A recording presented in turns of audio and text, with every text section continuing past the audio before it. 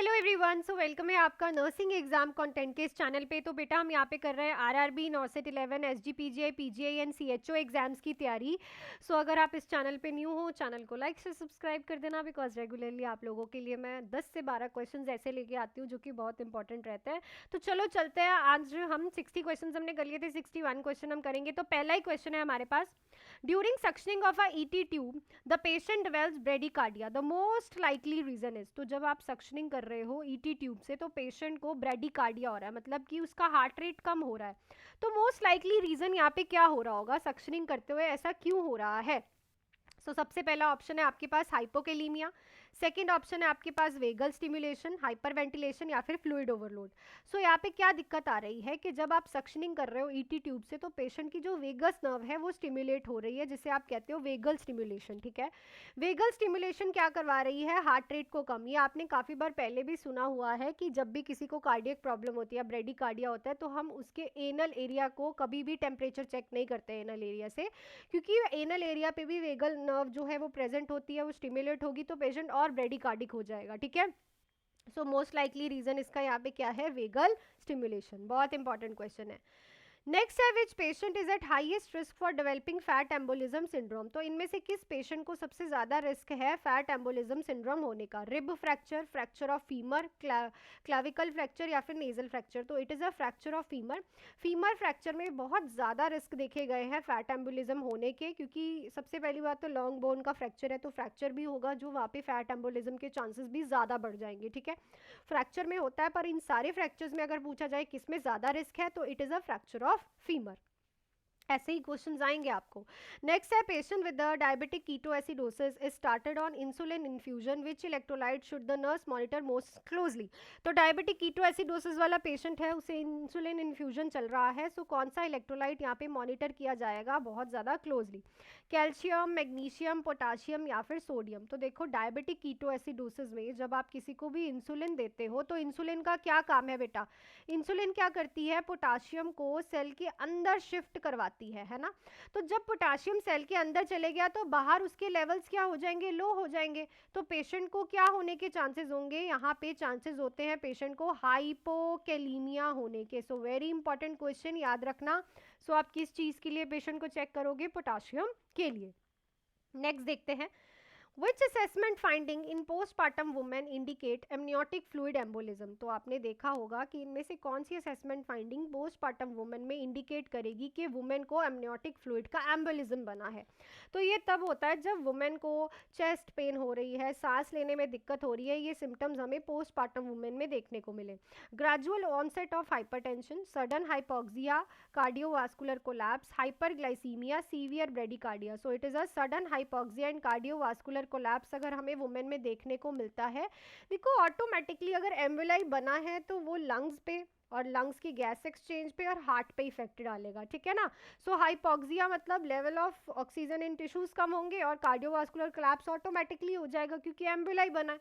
तो अगर ये दोनों असेसमेंट फाइंडिंग्स आपको देखने को मिल रही हैं पेशेंट में, so these are the sign of कि पेशेंट को एमनियोटिक फ्लूइड का क्या बना है, एम्बोलिज्म हुआ है। नेक्स्ट है, patient with the chronic renal failure has tall T wave and widened QRS complex, which medication should the nurse anticipate. तो पेशेंट है यहाँ पे हमारे पास क्रॉनिक रीनल फेलियर वाला, टॉल टी वेव है, उसके वाइडेंड क्यूआरएस कॉम्प्लेक्स है, कौन सी मेडिसिन यहाँ पे नर्स एंटीसिपेट करेगी, sodium bicarbonate, calcium gluconate, frusemide या फिर इंसुलिन। तो ये जो वाइड टी वेव पीक हुई है, इसका मतलब पेशेंट की बॉडी में हाइपरकैलीमिया है, मतलब पोटाशियम के लेवल्स जो हैं वो बढ़े हुए हैं। पोटाशियम के लेवल्स बढ़ेंगे तो वो कार्डियक सिस्टम को प्रॉब्लम में डालेंगे। तो जब वो कार्डियक सिस्टम को बेटू प्रॉब्लम में डालेंगे तो सबसे पहले हमें हार्ट को ठीक करना पड़ेगा। तो उसके लिए हम हार्ट के लिए उसे क्या देंगे, कैल्शियम ग्लूकोनेट देंगे। तो याद रखो, अगर किसी में हाइपरकैलीमिया होता है तो सबसे पहले उसे कैल्शियम ग्लूकोनेट दिया जाता है, उसके बाद आप फर्दर ट्रीटमेंट करते हो, क्योंकि पहले आपको हार्ट को संभालना पड़ेगा, देन बाकी चीजें बाद में आती हैं। ठीक है ना। Right option will be calcium gluconate. Next question पे चलते हैं। उससे पहले आप लोग जुड़ सकते हो मेरे साथ नॉर्सेट, आरआरबी, एसजीपीजीआई, सीएचओ, पीजीआई की तैयारी के लिए। 4 और 6 मंथ्स के बैच में प्ले स्टोर से nursing exam content Mohali app download करके और इस नंबर पे आप मुझे कॉल मैसेज करके क्वायरी भी कर सकते हो। 4 मंथ्स का बैच रहेगा 2499 का एंड 6 मंथ्स का बैच है 3499 का। बेटा आप इंस्टॉलमेंट्स भी कर सकते हो पेमेंट में। यहाँ पे आपको live and recorded classes complete theory cover करवाऊंगी, एमसीक्यूज फुल टेस्ट होने वाले हैं, ठीक है। आपको एग्जाम ओरिएंटेड कंटेंट मिलेगा, टेस्ट आपके बहुत अच्छे सब्जेक्ट वाइज ऑल सब्जेक्ट्स का सब कुछ होने वाला है। डाउट क्लियर साथ के साथ क्लियर किए जाते हैं। रिजल्ट्स देखो, रिव्यूज देखो, सारा कुछ देख के आप लोग जरूर जुड़िएगा तैयारी करने के लिए, ठीक है। नेक्स्ट क्वेश्चन पे चलते हैं। Which acid base imbalance is expected in severe aspirin poisoning during early stage? तो अगर किसी को severe aspirin poisoning हुई है तो early stage में आपको कौन सी acid base imbalance देखने को मिलता है? So it is a respiratory acidosis, metabolic alkalosis, respiratory alkalosis, metabolic acidosis only। तो अगर इन्होंने देखो यहाँ पे लिखा है early stage में, अगर कोई भी पर्सन एस्पिरिन का इंटेक करता है तो हमें उनमें मेटाबॉलिक एसिडोसिस देखने को मिलता है, ठीक है। क्या देखने को मिलता है? Metabolic acidosis. और ये क्वेश्चन आपको बहुत बार आया है पेपर में, ठीक है ना कि कौन सा आपको एसिड बेस इम्बैलेंस देखने को मिलता है अगर किसी पेशेंट ने बहुत सारी एस्पिरिन को इंजस्ट कर लिया है।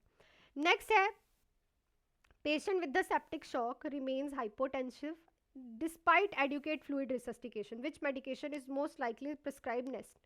तो सेप्टिक शॉक वाला पेशेंट है, हाइपोटेंसिव है, उसे एडुकेट फ्लूइड रिसस्टिकेशन चल रही है, क्या मेडिकेशन यहाँ पे लाइकली प्रिस्क्राइब की जाएगी? मतलब आपने फ्लूइड रिसस्टिकेशन तो चला ली, अब कौन सी मेडिसिन दोगे उसे?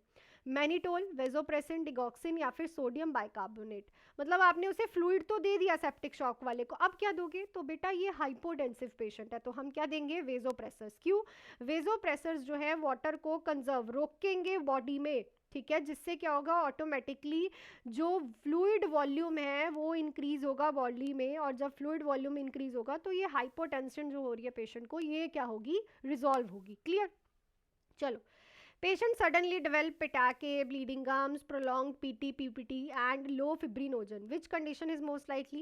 low fibrinogen है, PT, PTT भी बहुत लंबे हैं, bleeding gums है, pitache है, polycythemia vera, DIC, hemophilia, iron deficiency anemia. So it is a disseminated intravascular coagulation, जो कि आप पढ़ते हो, उसके सारे ये symptoms भी हैं, उसमें बहुत ज़्यादा consumption होती है clotting factors की। नेक्स्ट है which cardiac marker raise earliest after MI. MI के बाद सबसे पहले कौन सा कार्डियक मार्कर रेज होता है? Troponin I, CKMB, myoglobinin, LDH. So it is a myoglobin. सबसे अर्लीस्ट अगर आपसे पूछा जाए तो यही है, स्पेसिफिक पूछा जाए तो ट्रोपोनिन आई है, ठीक है। सबसे पहले अगर किसी को एमआई मायोकार्डियल का इन्फेक्शन होता है तो मायोकार्डियम से मायोग्लोबिन सबसे पहले रिलीज होता है, कार्डियक बायोमार्कर। नेक्स्ट है a ventilated patient become suddenly agitated with decreasing SpO2, absent breath sound on the right side after central line insertion, the most likely complication. Ventilated patient है, agitated है बेटा, decrease हो रही है SpO2, absent है breath sound और right side पे, और सेंट्रल लाइन इंसर्ट करने के बाद क्या कॉम्प्लिकेशन होगी? Pulmonary oedema, atelectasis, pneumothorax, ARDS। तो इसको आपने कमेंट सेक्शन में लिख के बताना है कि क्या कॉम्प्लिकेशन होगी। सो लास्ट टाइम जो हमने क्वेश्चन आपसे पूछा था वो था 60th क्वेश्चन, कि एक पेशेंट है जिसे हेपरिन थेरेपी चल रही है, उसे थ्रोम्बोसाइटोपिनिया हो रहा है और पैराडॉक्सिकल थ्रोम्बोसिस है, मोस्ट लाइकली कंडीशन क्या रहेगी? So it is a heparin induced, HIT जिसे बोलते हो आप, heparin induced thrombocytopenia, because thrombocytopenia heparin चल रही है, ठीक है, आप उसे हेपरिन चला रहे हो और उसे पैराडॉक्सिकल थ्रोम्बोसिस भी बन रहे हैं भाई, तो दिस इज द साइन के पेशेंट को इंटरनल ब्लीडिंग स्टार्ट हो गई है। सो हेपरिन थेरेपी से ये थ्रोम्बोसाइटोपिनिया होना शुरू हो गया है। तो आई थिंक सारे क्वेश्चन आज आपको क्लियर हो गए होंगे बेटा। नेक्स्ट क्वेश्चन करेंगे हम कल।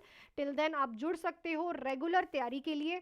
अगर आप नॉर्सेट 12 की तरफ जा रहे हो तो 6 मंथ्स का बैच, अदरवाइज नॉर्सेट 11 के लिए 4 मंथ्स का बैच जुड़ सकते हो। Nursing exam content Mohali play store से ऐप डाउनलोड करके, इस नंबर पे कॉल या फिर मैसेज करके। सो मिलती हूँ आपको नेक्स्ट क्लास में। Till then do hard work, make your parents proud and all the best.